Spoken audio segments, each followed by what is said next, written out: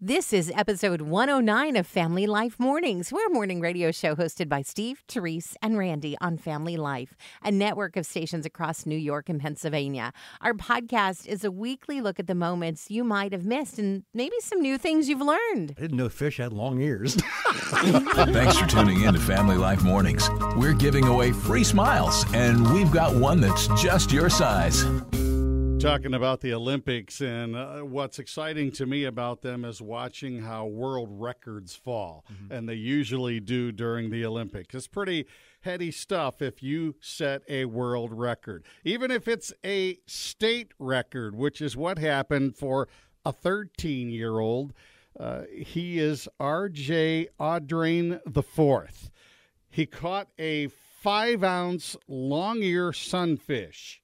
Now, I am not a fisher person. Me either. But a 5-ounce long-ear sunfish broke the state record by 1 ounce.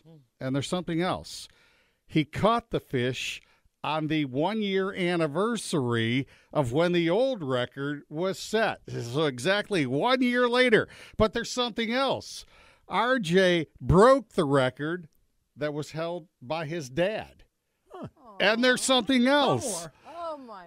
It was caught from the same pond as last year's fish was. Now, I know what you're thinking because I went here too. I said, wait a minute, it's probably the same fish. It's just been fed for the last year, so it grew a little bit bigger. But no, that's not the case because the fish that Dad caught a year ago is mounted on a wall in his house. Wow. RJ's fish is going to go up right next to it, and I think he has bragging rights. I think so, too. There's one other thing. Yes. I didn't know fish had long ears. When you wake up with Family Life, you get the encouragement you need to start the day. It's scary asking a question live on the radio because I don't know the answer to this. Oh, no. But I'm going to ask anyway. Randy, it deals with birthdays. Since you had the most recent birthday of the three of us, let me ask you a couple of questions. One, were you prepared a special meal for your birthday? I was not prepared one at home, but we did go out to eat. So, yeah. Okay, but not at home. How about were you given a piece of clothing for your birthday? Well, I got some new slippers. That's cute. Oh, my goodness. What are they, like the little moccasin ones? Oh, yeah. Yeah, you actually can wear them outdoors, which is kind of cool. They're indoor-outdoor slippers. Those are fancy. Well, Randy, it's good to know. I just thought I'd let you know this, that you are right up there with some of the best dogs ever. Most owners of dogs will give them a special meal for their birthday. Okay. Yeah. And they'll also buy them a piece of clothing for their birthday. Now, I'm not sure if the dogs need the slippers, but that's kind of neat. Although dogs in slippers are really cute. They are. Especially when they wear them outside. You haven't, yeah. Now, Randy, when you were fed your meal, you didn't give those longing eyes, and did you stare and belly beg? rub on your birthday? They're morning people because they love mornings and people. It's Steve, Terese, and Randy on Family Life Mornings. We get such a short summer season here. You want to enjoy every drop of summer, right? Sure. And so you plan a picnic, and don't forget your thermos. Your thermos. TikTok is blowing up over this guy who showed a picnic hack. He unscrews the lid of his thermos. It is steaming hot, and he pulls out What? hot dogs. Oh, he cooks them. Well, in the thermos. he had the hot dog in in some steaming hot water, so that then you get to the picnic and the hot dogs are already boiled and ready to eat. There's so many questions, did he cook them ahead of time or did he just put them in hot water? Because people say if you just put it in hot water in the thermos, it might not be food safe. You want to cook it ahead of time and then keep it warm in the thermos. But then you don't want to make the mistake of drinking the liquid in the thermos because there's hot tea and then there's hot dog tea and one word makes a big difference, Hot right? dog tea. If you can't say it in front of your kids, You won't hear it on Family Life Mornings. When you were a kid and you were out on the playground, did you ever dream about swinging high enough to actually do a complete circle, over the bar? Sure. And that was kind of the stuff of playground legend. I remember when I was a kid, some of my classmates said, well, this older boy in 6th grade, he did the whole circle. And we're like, wow. 6th grader. Well, it didn't happen. And without going into the theoretical maximum or kinetic energy explanation, it is impossible for someone to swing a perfect circle over the bar unless you are using rigid bars on the swings. Oh, okay.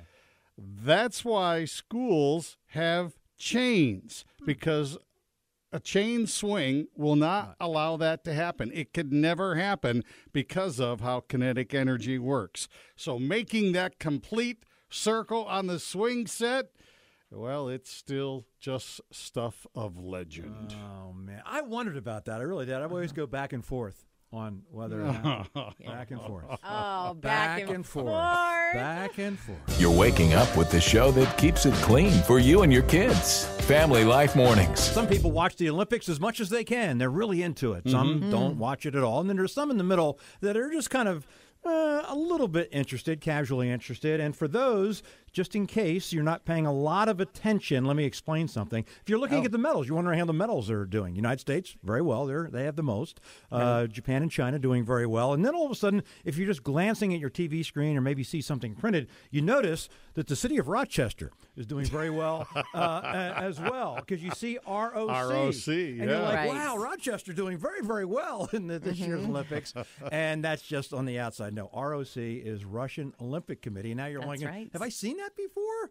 And you're like, no. And just in case you don't know, just a little education, the Russia as a country has been banned from the Olympics for a couple of years because of an anti-doping agency. And so you cannot represent officially Russia. So that's why it's the Russian Olympic Committee. Or if you have any kind of symbol or anything with Russia on it, you have to have something that just says neutral athlete. So they technically it's like a technicality, and a lot of people are like, it's still not fair, and I don't know, it's very controversial. So anyway, so when you see ROC just on the outside, don't think, wow, city of Rochester doing very well and represented in the Olympics this year. God gives us each new morning. We give you the encouragement to get through it. This is Family Life. Have you been invited to a pool party lately? I mean, if you got invited, would you go? This guy named Brad in Kansas City, he threw a pool party, and nobody showed up. Well, I can kind of understand why. I mean, there's Brad. He's sitting in his lawn chair, and he's got his swim trunks on, a nice cool drink, and he put the invite out on Facebook. Everyone is invited to my pool party. Yeah? Only Brad's chair was set up by the road, and the pool was just a big hole in the road that filled up with water. Brad, that's not a pool party. That's a pothole party, and that's not nearly as fun. You'll always wake up on the right side of the bed when you start your day with Steve, Terese, and Randy on Family Life. A friend you can turn to. Welcome to the Backwards Olympics. Oh, boy. How do you play the Backwards Olympics? We're looking for the only 3 Olympic sports, 2 current, 1 used to be an Olympic sport, that the only way you could win is by going backwards. The only way is by going backwards. And again, we've eliminated the high jump because you can do that either way. Yeah. So here we go. What's your name? My name is Edward Steinhauer, and I live in Pine City. The backstroke. There's one. Yeah. Well done. Do you know more than one? That's the only one I can think that's of good. right That's now. a good start. The backstroke's a good start. Thank you very much. All right. Yeah, the backstroke was one of mine. The other one, how about rowing? Rowing is number Well 2. That's done. another one. Now, the third one is no longer an Olympic sport. It was for a long time ago, for about 20 years. And actually, you could do it at your next picnic that you have. Any guesses? Any guesses on the third one? Boy, I'm drawing a blank on the third one. I'm That's not okay. sure. It's a No tough one. worries. All good. Thanks for helping. Connie Harper, Northeast Diving. No. No, because you can do that forwards or backwards. Yeah, that's You actually have to do them both ways. yeah. Right. Okay. But thanks. This is John from Erie again. All right, what do you think? Tug of war. Back Now. Well done. That's very nice. From 1900 to 1920, tug of war was in every Olympiad there. And now here's the unfortunate thing about getting the final one. Since it's the backwards Olympics, you give us a prize. What do you think? Yeah, just forget I called.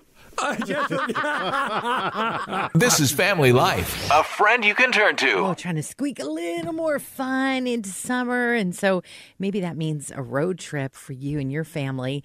There's something that we argue about during the road trip. Any guesses? Anybody want to try to guess? I was surprised by what was at the top of the list here. We're going to stop. We're going to stop. When we're going to stop? Yeah, when we're going to stop, yeah. Randy, any guesses? Yeah. I'm drawing a blank at the I was thinking maybe like the music we play or the route we're going to take, how fast somebody is going. See, there's a lot of things you could argue about during a road trip, but who ate the good snacks?